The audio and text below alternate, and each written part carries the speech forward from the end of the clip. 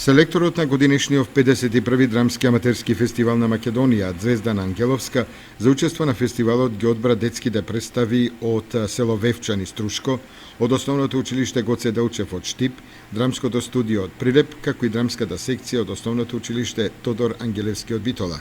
Во оваа конкуренција за една од наградите ќе настапи драмската секција од Основното училиште Синиша Стоилов од Зрновци со победничката представа на 8-миот детски драмски фестивал, представата Ојле Бојле во животинска кожа, на текст од Рајче Кацаров, а во режија на Билјана Ѓоргиева Гаврилова. Учествувавме полни со радост за детско-драмски фестивал, меѓутоа не очекувавме награда. Сега, бидејќи веќе ја добивме наградата, ќе се потрудиме достојно да ја оправдаме на фестивал во Кочани.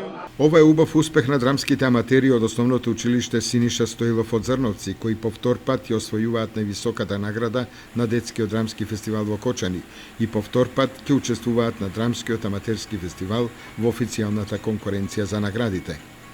Со ова се потврдува соработката на Центарот за култура Бели Мугри како организатор на детскиот драмски фестивал и ДАФ најдобрата представа да настапи во официјална конкуренција за една од наградите.